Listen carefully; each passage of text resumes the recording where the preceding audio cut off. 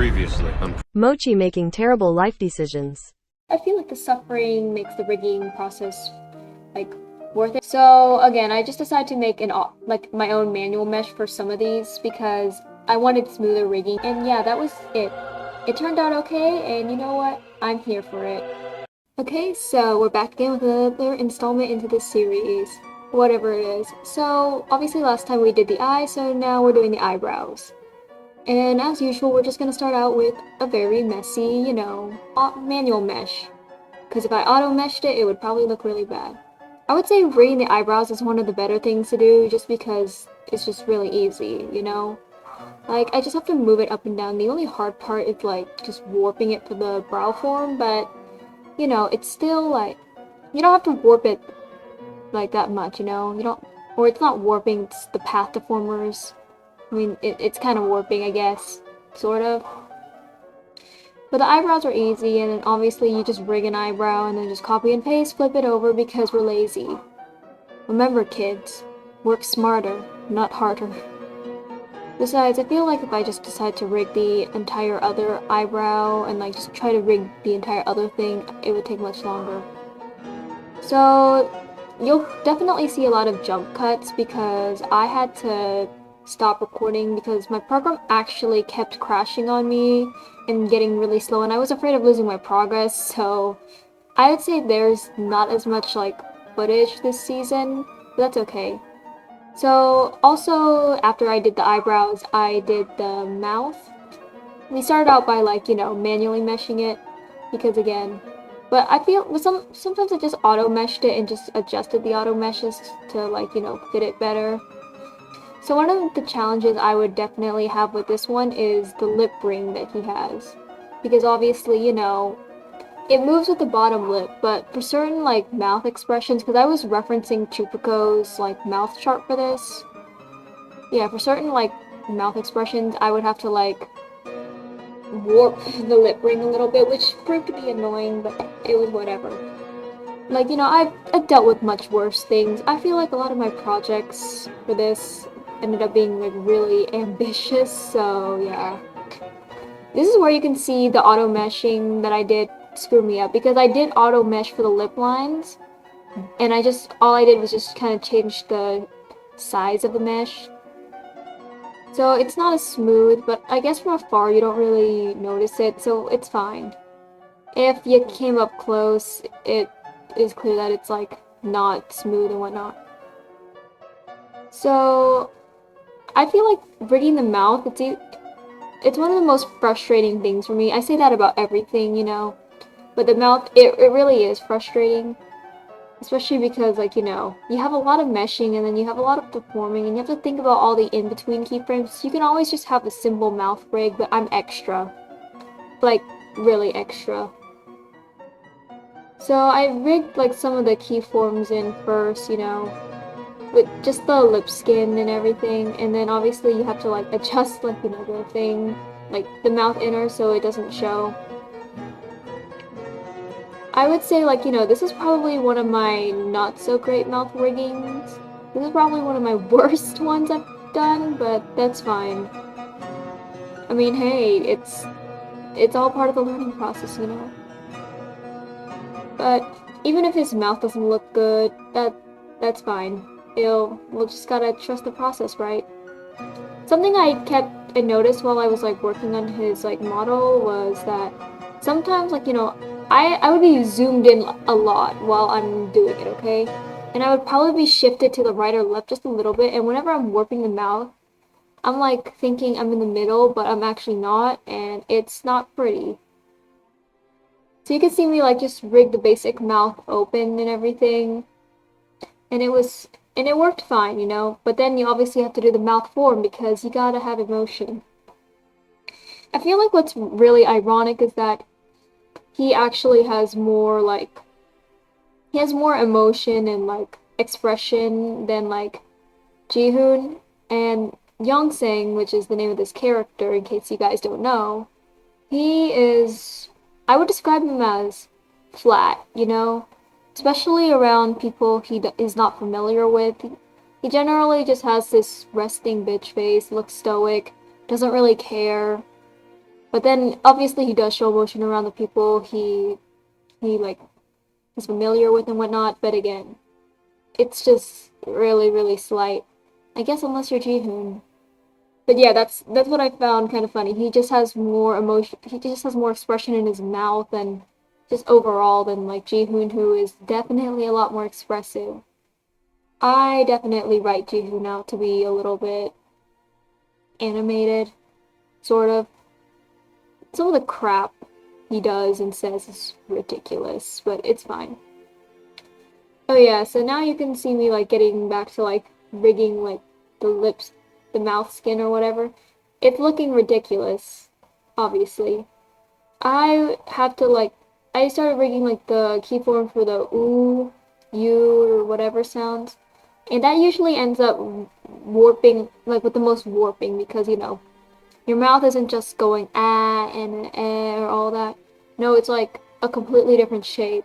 I'm like terrible at describing what I mean, but like completely different shape, all that. One of the things I have to do is like, you know, rig like the stuff inside the mouth. I know people say do not move the top teeth. Like do not. But I can't help it.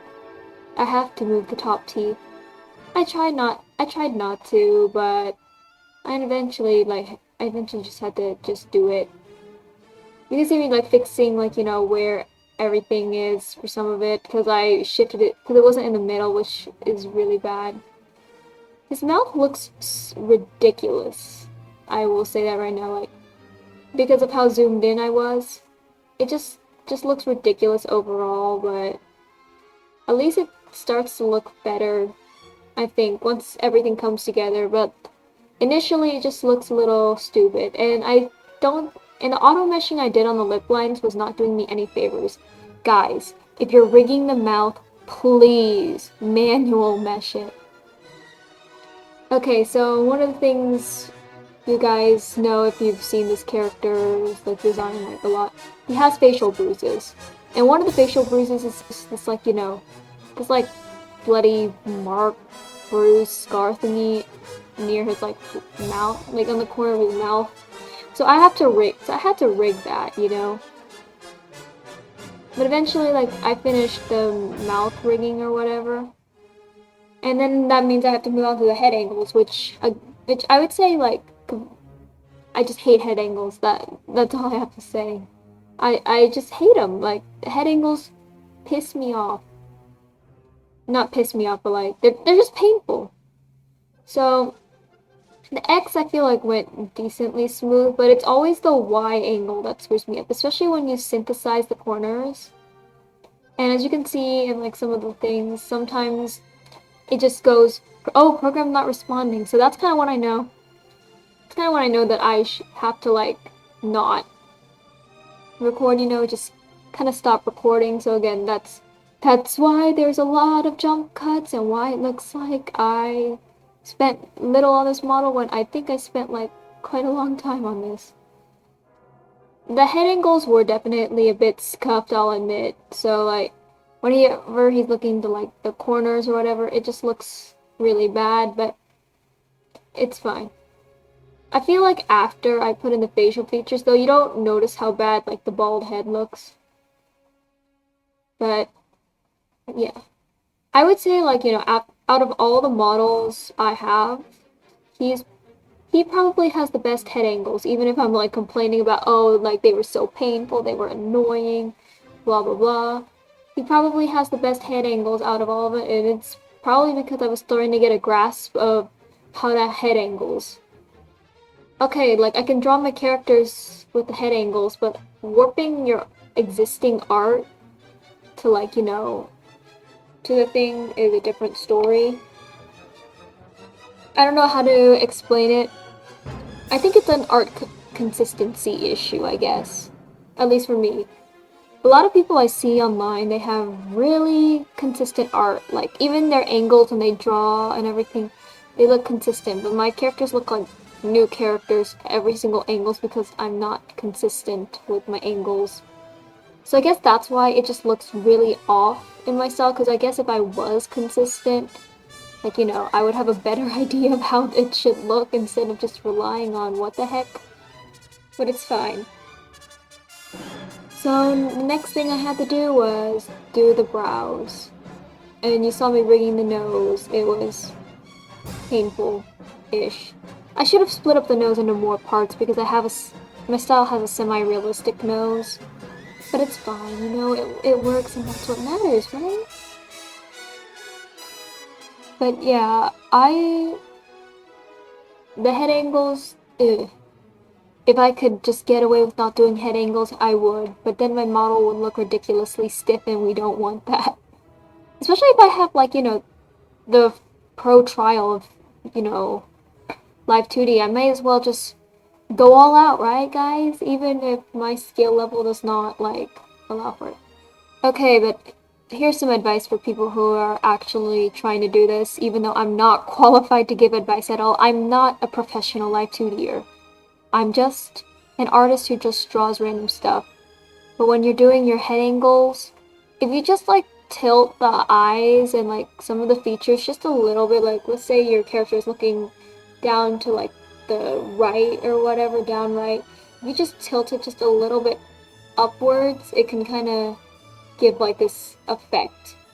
You know, kind of make it look like they're actually looking downward. That's what I did. Okay, so what's the next part? Oh, yes. The body. It was embarrassing. Because, like, again, if you guys have seen the other videos from the previous seasons, what I just, like, rig a base, and then I just rig the clothes, because I want outfit toggles, you know? But the rigging, like, you know, the body for this one, it was actually a lot easier. And the reason why was because I didn't try to rig the entire body for the X. I just rigged the upper body because we're lazy. And also, it would actually save me much later when I have to do the legs. But yeah, it was as usual, I would say it was embarrassing looking at this. Like I'm just trying to, like, rig, but, like, you know, the naked chest just pops out at me, like, ooh. But yeah, body rigging was a lot smoother, sort of.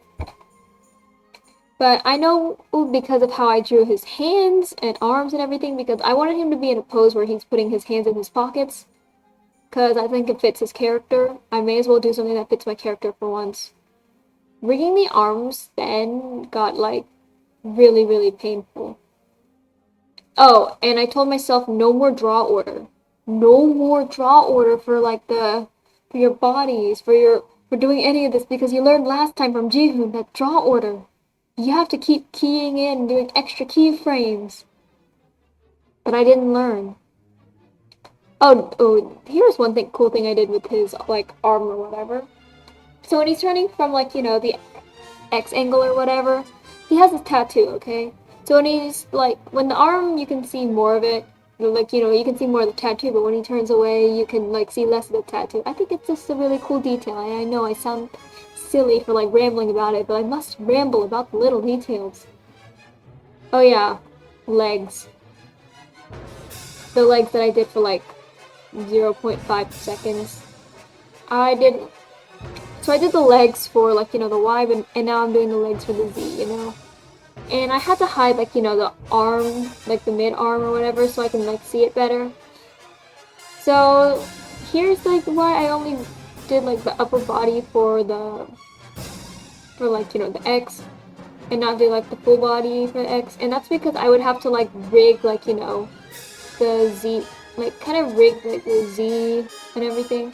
I actually found this out, like, in the middle of it, where, like, you know, if you just rigged, like, the top of it, you don't have, like, the top X, I'm, like, losing my words, but if you, like, rig the upper body X and ignore the leg, but you just rig the leg for the Y, and then you rig the leg for the Z, you can just link the Z and Y and just kind of, like, fix it up there.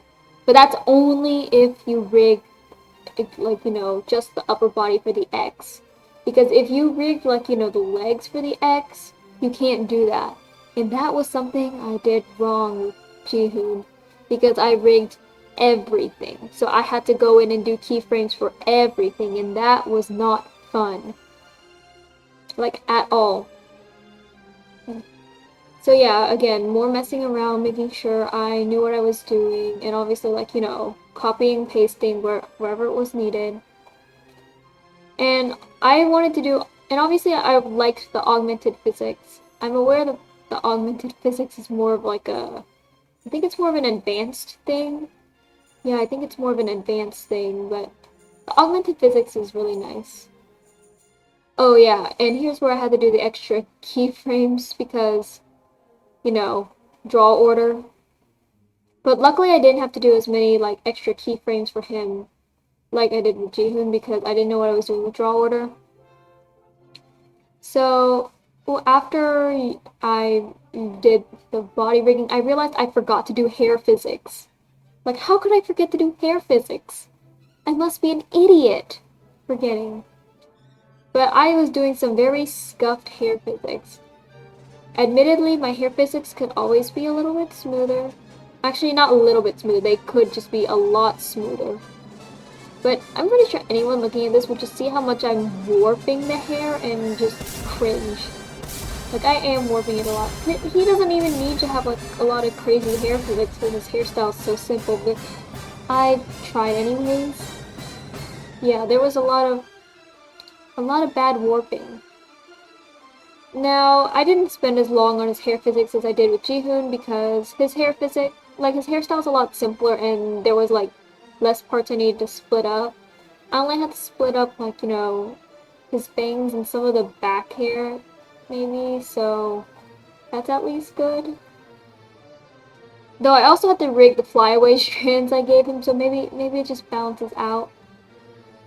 As I'm like watching like the playback and recording this like voiceover, it just kind of, I should have not auto meshed it, but if I manually meshed everything, it probably would have taken 6 billion years, and we don't have that time, especially when you have a child like me and you're just trying to pop out all the models you want. Because as I've said probably in a previous video, I do not remember, I am going to milk out this trial for all it's worth. And nobody can stop me. Nobody. So yeah, a lot more like rigging, like, you know, the right side hair physics, and it looks crazy. I guess, I don't know if it's good. Actually, why am I asking that? It's not really good that it looks a little crazy, and it's not like it's doing me any favors. It looks really stiff at some parts. I don't even think I fixed it in the end. I was just dying and giving up, but it's fine. Something like, you know, something I should have done when I was like splitting up the hair.